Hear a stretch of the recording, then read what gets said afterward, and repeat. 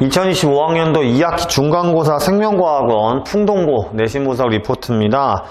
우선은 유전 전체 시험 범위였습니다. 학생들이 유전 전체라고 하면 아무래도 돌연변이까지가 시험 범위다 보니까 시험 대비하는데 조금 문제풀이나 이런 부분에서 양이 워낙 많고 난이도가 높기 때문에 좀 어려움이 많았을 걸로 보여집니다만 거기다가 플러스 된 것이 이제 방어작용까지 시험 범위에 포함을 누적을 시키겠다라고 하면서 학생들이 조금 더 학습 부담이 컸을 걸로 보여집니다.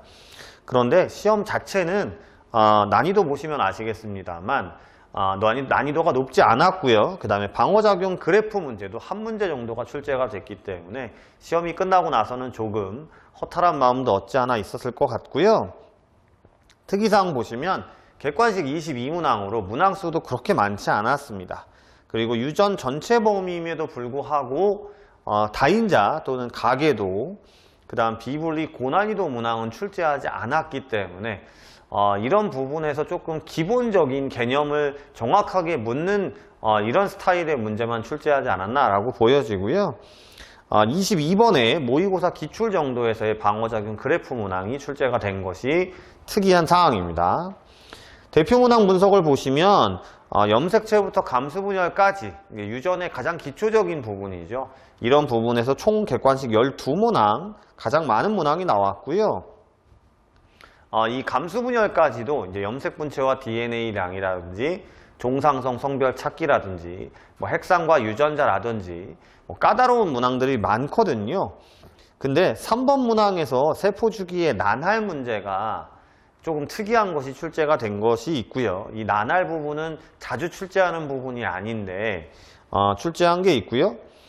종상성 성별 찾기와 핵상과 유전자 각각 한 문제, 그 다음에 염색분체와 DNA량 3문제가 출제가 되면서 이 부분이 조금 까다롭지 않았나라고 생각할 수도 있지만 모의고사 기출문제였기 때문에 그리고 고난이도는 아니어서 우리 수업 시간에 워낙 많이 풀었던 문제 유형이기 때문에 뭐 학생들이 문제를 풀이하는 데 있어서 수업 시간에 나눠드린 내신 기출 정도에 충실했다면 뭐 문제를 어떻게 푸는지 접근하는 데는 어렵지 않았을 걸로 보여집니다.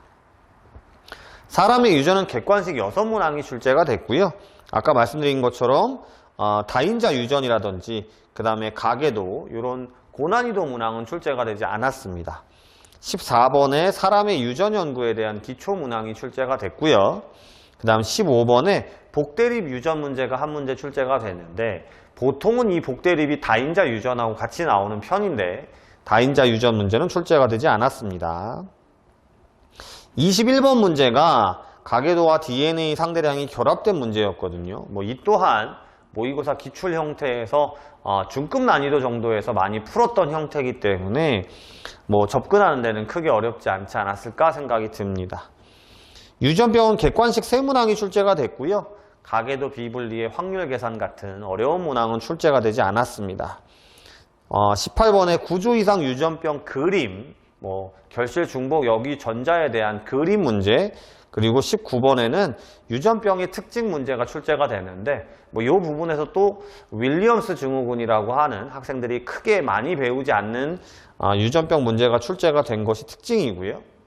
이 또한 이 유전병의 특징에 대해서만 알면 되기 때문에 교과서나 이런 부분에서 내용 정리를 했다면 크게 어렵지 않았을 걸로 보여집니다. 20번에 감수분열에서의 비분리 해석 문항만 출제가 됐어요. 그래서 전체적으로 따지면 난이도가 많이 낮았다라고는 볼 수 없습니다만 일반적으로 유전 전체의 시험 범위라고 따졌을 때는 수능 정도의 수준 문제가 출제되진 않았다라는 게 첫 번째. 그 다음에 중급 난이도에서 많이 나오는 유형을 많이 풀고 그 유형이 어떻게 문제가 풀이되는지 공부했다면 시험에 점수를 내는 데는 크게 어렵지 않지 않았을까라고 보여주는 시험이었습니다.